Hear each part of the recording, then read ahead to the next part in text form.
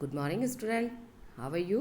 I hope all of you fine and safe at your home. Today is your maths class, and we are doing fourth chapter of maths shapes. Okay.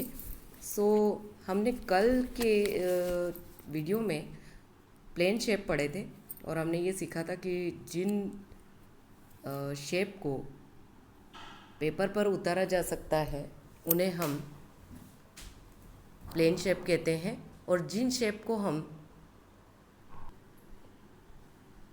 और जिनको हम paper पर नहीं उतार सकते उनके बारे में आज हम पढ़ेंगे। ठीक है, मैंने प्लेन शेप के बारे में बताया था आपको कि उनके कॉर्नर्स होते हैं और साइड्स होती हैं, है ना। और आज जो सॉलिड शेप हम पढ़ने वाले हैं उनमें एक चीज़ होती है फेस। फेस मतलब होते हैं सतह, जैसे कि किसी भी चीज़ को रखा जाता है और वो जब ज़मीन को छूती है तो वो होती है फेस। फेस मतलब सतह पर जो चीज़ रख गई और उसके बाद भी हमें ऊपर की तरफ भी उसकी सतह वैसी की वैसी दिखे, है ना, सरफेस जिसे हम बोलते हैं।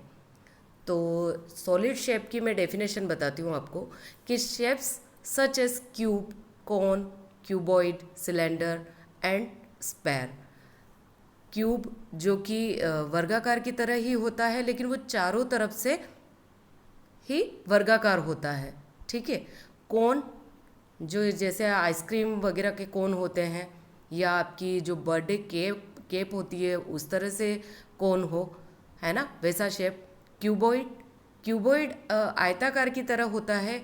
वो आपका सोफ़ा भी हो सकता है, वो मैच बॉक्स भी हो सकता है, या एक कीट भी हो सकता है जो कि आयताकार हो, बॉक्स की तरह, ठीक है, संदूक की तरह। सिलेंडर जैसे कि आपके घर में जो गैस सिलेंडर है उस तरह से, या एक कैन आती है उस तरह से, या एक सेल आता है बैटरी का, उसको भी हम सिलेंडर के शेप में ही व्यक्त करते हैं।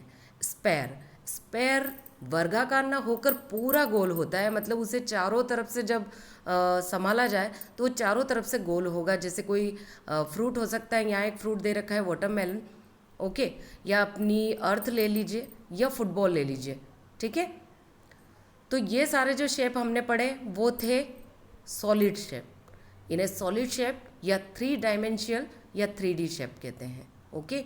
अब इनमें होते क्या हैं, जैसे कि हमने उनमें कॉर्नर और साइड्स पढ़े थे, और इसमें हम एक चीज़ पढ़ रहे हैं फेसेस, है ना। फेसेस, एजेस, एजेस मतलब वही साइड्स, एंड कॉर्नर। ठीक है। आपको एजेस और कॉर्नर के बारे में तो पता है ना, कि दो साइड्स मिलकर एक कॉर्नर बनाती है। इसमें भी वही है, लेकिन यहाँ पर हर फेस मिलकर भी कॉर्नर बनाता है। जो एक एक सतह, दो सतह जब आपस में मिलती हैं तो भी कॉर्नर बनाती हैं। ठीक है। अब आप देखेंगे कि इसमें कॉर्नर भी ज़्यादा होते हैं, फेसेस भी ज़्यादा होते हैं, और इनकी एजेस भी ज़्यादा होती हैं। ठीक है।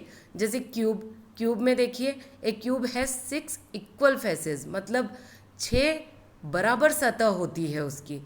ठीक है। 12 एजेस, 12 उसकी साइड्स होंगी, भुजाएं होंगी, 8 कॉर्नर्स होंगे, और उसमें अलग अलग तरह से देखा जाएगा तो 8 कॉर्नर्स दिखेंगे, हमें कोने दिखेंगे। क्यूबॉइड में भी सेम चीज़ होती है, 6 फेस होते हैं, है ना, 12 एजेस होती है और 8 कॉर्नर होते हैं। दोनों चीज़ें एक जैसी होती हैं, लेकिन जब क्यूब को देखा जाता है वो चारों तरफ से बराबर होता है। और क्यूबॉइड में जैसे मैंने आपको आयताकार शेप बताया था, रेक्टेंगल, उसी तरह से आमने सामने की जो साइड्स होती है वो सेम होती है। Okay. Cylinder, a cylinder has 3 faces, okay, 2 edges and 0 corner. इसमें कोई कॉर्नर नहीं होता, क्योंकि ये नीचे से जो होता है गोल होता है, इसलिए इसकी कोई कॉर्नर नहीं बनता। कोन, ए कोन हैज़ 2 फेसेस, इसके 2 सतह होती हैं, और 1 एजेस, एक ही भुजा होती है, एंड 1 कॉर्नर। ओके। एक कॉर्नर होता है जो कि ऊपर की तरफ आपको दिख रहा है ना, वो कॉर्नर बना रहा है। Okay. Then sphere, a sphere has 1 face, हम जहाँ से भी देखते हैं उसे एक ही सतह दिखाई देती है। ठीक है। 0 एजेस, इसकी कोई एजेस नहीं होती और इसका कोई कॉर्नर नहीं होता, 0 कॉर्नर होता है। ओके। तो आपको समझ में आया सॉलिड शेप, है ना, कि सॉलिड शेप क्या होता है। प्लेन शेप वो होते हैं जिनको हम पेपर पर उतार सकते हैं, लेकिन इन चीज़ों को पेपर पर उतारना, सॉलिड शेप को पेपर पर उतारना मुश्किल होता है। प्लेन शेप को हम पेपर पर उतार सकते हैं।